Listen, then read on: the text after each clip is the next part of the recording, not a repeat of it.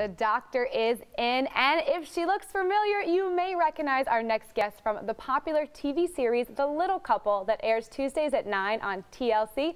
We are so excited to have joining us in studio Dr. Jen Arnold, a neonatologist from Johns Hopkins All Children's Hospital right here in St. Petersburg. And Dr. Arnold is going to join us to talk about caring for a newborn. Welcome, Dr. Arnold. Oh, thank you so much for having me I'm so today. excited that you're here, but we're really here to share your expertise and what your passion is. And we're going to talk about caring for a newborn, because some people that can be scary.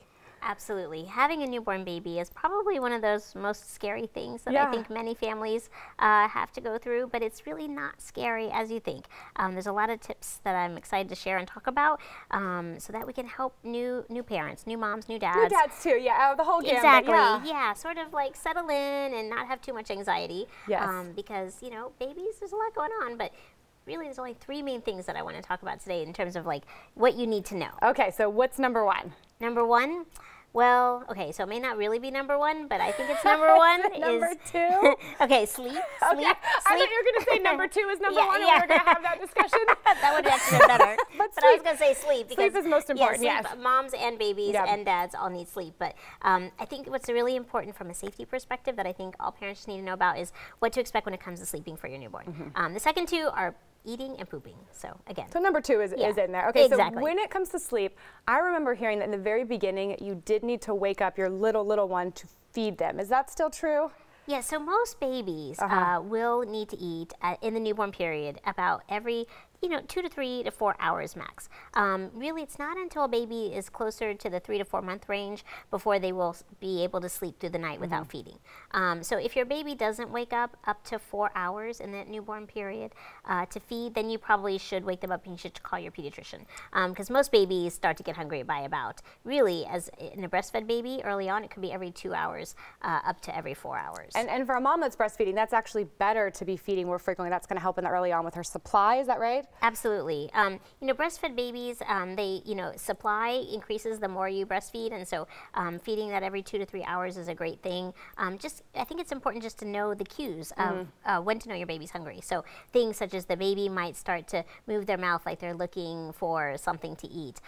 They might start to like suck on their fingers, and that tells them that they're looking to suck on something because they're hungry. Okay. So be looking for those cues in your baby. Learning our baby. What about when it comes to going to the bathroom in those early stages of a newborn? What should we be looking for? I remember I had a log that I made everybody write down the number of wet diapers and poop, but what should we really be looking for? Yes.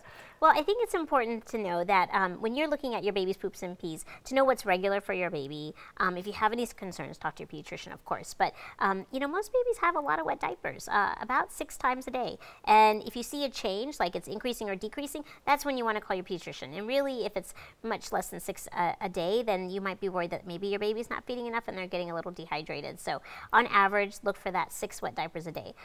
Pooping-wise, every baby's different. Some babies poop once a day. Some babies poop multiple times a day. Breastfed babies tend to poop more frequently than bottle-fed babies. But I think what's really important when it comes to bowel movements is to know, what's normal.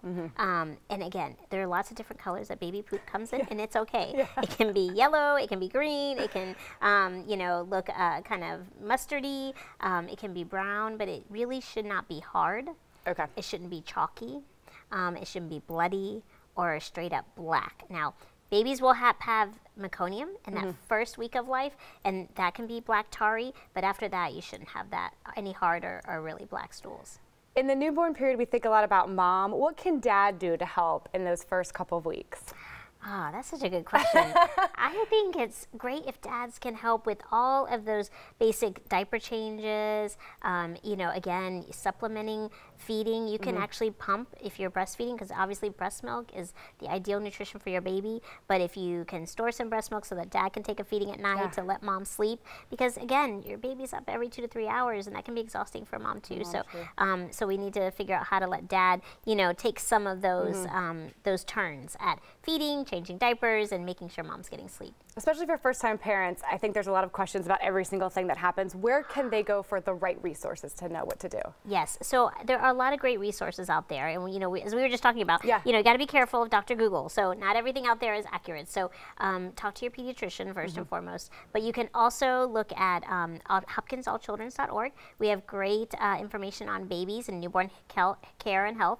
The other thing is AAP, American Academy of Pediatrics, also is all very well-established, research, evidence-based guidance for parents. And I think, you know, a lot of things that we hear about culturally in our environment from, you know, friends and neighbors, you know, just be wary of information unless you are sure that your pediatrician agrees. You know, things such as making sure your car seat's installed safely, making sure your baby's sleeping safe. That safe sleep is really a key. We didn't get a chance to talk about that yet, but you know, I think many parents have, you know, maybe heard about co-sleeping. Co-sleeping is not recommended because we know babies can be at risk for sudden infant death syndrome or increased risk when you do that. Flat bed, tight sheets, no bedding, no stuffed animals, no bumpers or anything, and sleeping on your back. And those are the things that we can do to help make sure a baby is as safe as safe. possible. The parents are safe. We know what we're doing, but go to those great resources. Dr. Arnold, it was so fun to have you here today. It's such great advice. If you'd like more information, as she said, you can visit HopkinsAllChildren's.org. Thank you again, Dr. Arnold. Make sure we check out The Little Couple on TLC, and we'll be right back with more Bloom.